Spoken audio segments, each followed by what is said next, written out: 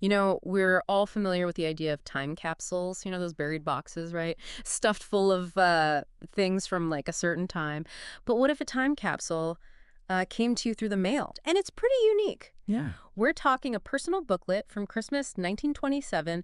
It gives us a snapshot of the Reynard family from Hiram, Ohio. Oh, wow.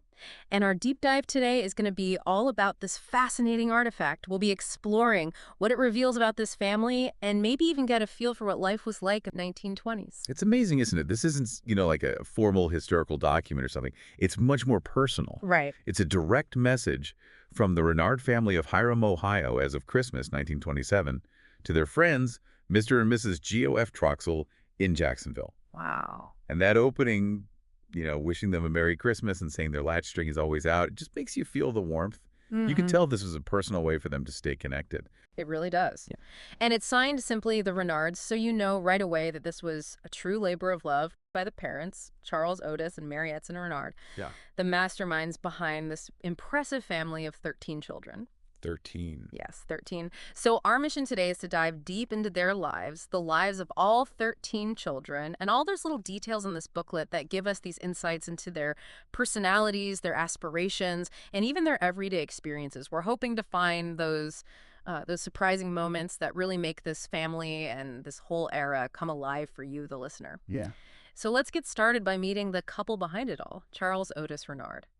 Well, Charles Otis Reynard was born in 1880 in Flushing, Ohio. And the thing that immediately stands out is just how varied his early life was. He's listed as an ex-coal miner boy, a grocer's clerk, then a school teacher, and even a student for the ministry. It just shows, back then, people weren't always stuck in one career path their whole lives. And this desire to better himself, you see it a lot back then. He eventually graduates from Hiram College in 1905 with a Bachelor of Arts. It really highlights a different time, doesn't it? Going from Yeah. working in the coal mines to pursuing ministry and then academia. He was the general secretary of Hiram College for almost a decade before eventually switching gears again and joining the business world in 1923 with life insurance. Right. It just makes you wonder what led to those changes, what opportunities were out there for someone like him. Yeah. But now let's meet Mary Edson Cassil Reynard, the other half of this incredible story. All right. So Mary Edson was born in 1884 in Mount Vernon, Ohio.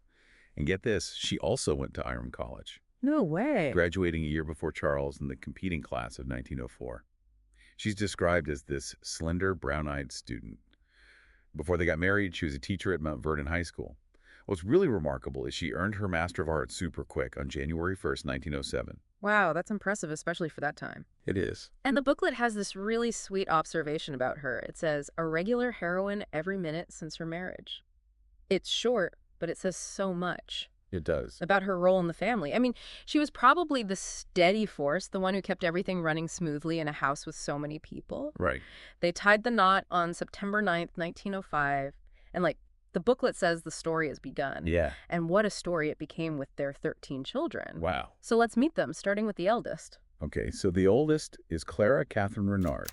They called her Catherine. She was born on New Year's Day, 1907, in East St. Louis. Right away, you can tell she was a responsible big sister. The booklet says she's the boss when her mom's not around.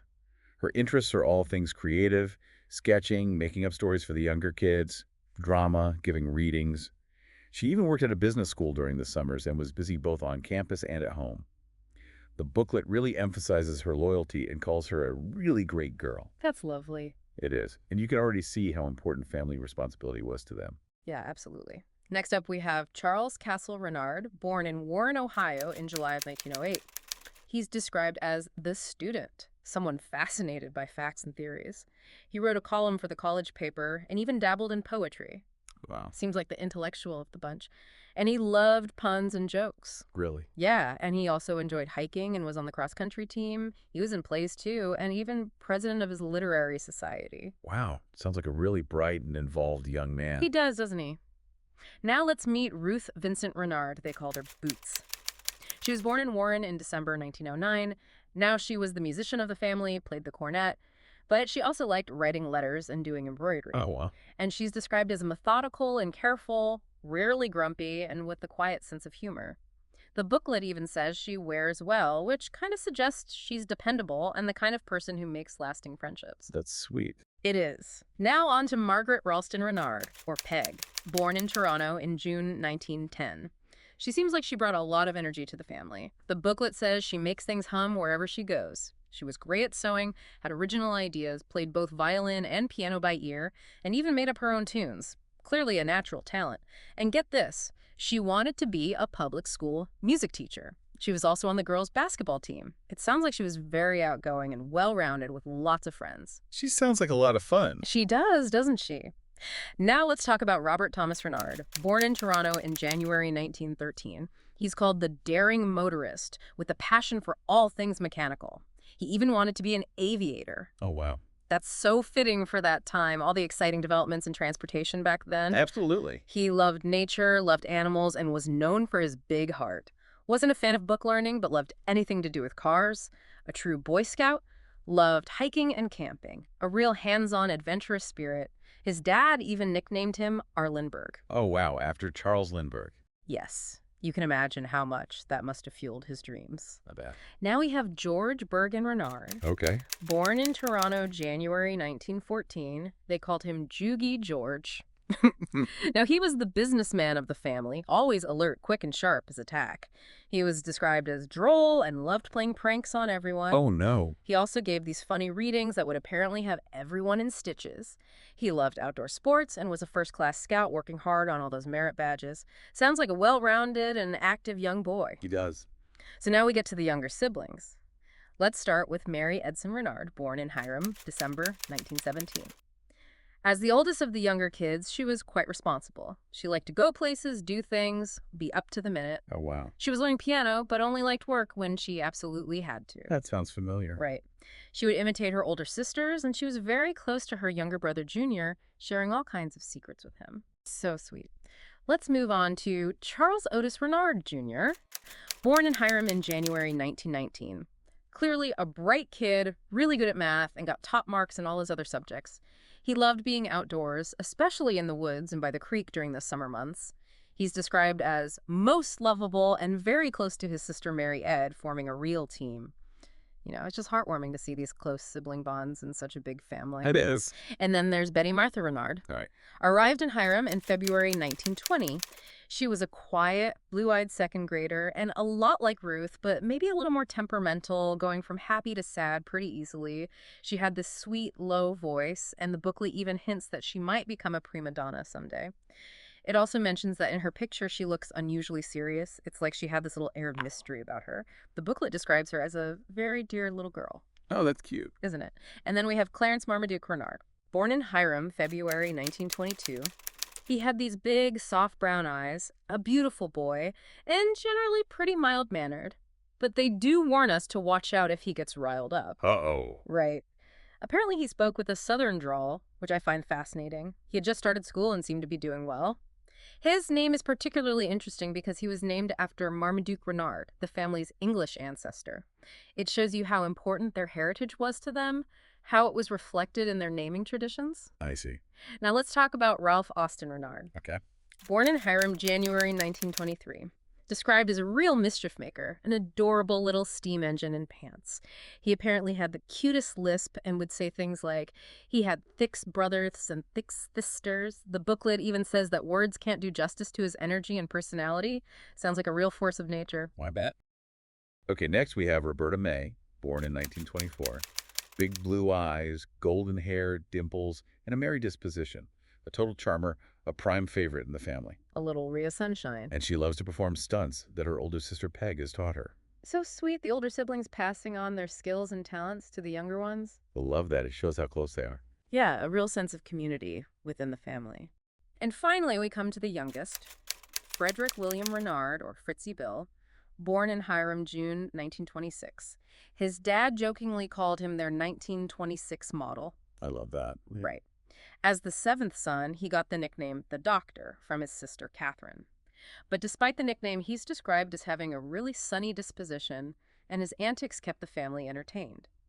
The booklet ends with this hopeful note that he would fill his place in the crowd worthily. A really touching sentiment for the youngest member. It is. It's incredible to get this peek into the individual lives of this large family. Reading these short descriptions, you can practically feel the energy and all those unique personalities that must have filled the Reynard household.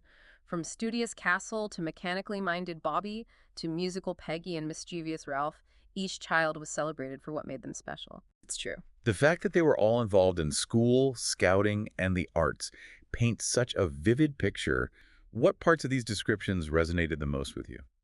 What strikes me is how, even in a big family like that, the parents made a real effort to recognize and encourage each child's individual talents and interests. Even with so many kids, each one got their own little portrait in this booklet, highlighting what made them unique and how they contributed to the family as a whole. It speaks to the parents' deliberate effort to foster individuality while still keeping that strong sense of family. That's a great point. But this booklet has a really interesting twist at the end. Mm. It includes an unusual request from Mr. and Mrs. Troxel. Oh, okay. The Reynards asked them to return the booklet within 5 years so that it could become a special keepsake for one of the Reynard children as a memorial of a certain period of childhood. They even mentioned that they only made 13 of these booklets. And the Troxels could choose which child they wanted to give it to. Wow. Knowing that this booklet could have been meant for one of the children, what were your initial thoughts when you first read that? It's just so fascinating to me that the parents knew this moment in time wouldn't last forever. They were actively creating a future memory, like a planned heirloom almost. Right. It adds this really human touch, doesn't it? It does. Like, Dad saw the practical side of it, but she was hesitant about asking their friends to give up something so personal. Of course. It just makes you imagine them having this conversation around the dinner table. Totally. It definitely adds another layer to the story, doesn't it? To think that this booklet, sent with so much warmth to stay connected, also had this secondary purpose as a memento for the future. So as we wrap up this deep dive into the lives of the Reynard family, what are the key takeaways that stand out to you? We've seen this vibrant picture of a large family in 1927 Ohio. Yes. Parents with such different backgrounds who clearly valued education and encouraged their 13 children to be themselves. Yeah. This booklet is like a tangible and really personal time capsule, giving us a glimpse into their individual lives and the bonds they shared at that specific moment in history. It really highlights the power of these personal historical documents. It does. Can you imagine being Mr. or Mrs. Troxel, receiving this intimate look into the Reynard family's life, and then being entrusted with this unique responsibility for its future? It's quite something. And for you, our listener, what parts of the Reynard family's story stood out to you? Were there any particular children whose personalities or dreams caught your attention? It makes you think about the impact of a gesture like this. How might a child have felt receiving this booklet years later? It's a window into their own past and what their siblings were like back then. It also makes you wonder what seemingly insignificant things in our own lives, photographs, letters, even digital records, might become important someday. Like, they could be unintentional time capsules offering future generations a look into who we were. That's an incredible thought. We might all have our own time capsules out there just waiting to be discovered. We might.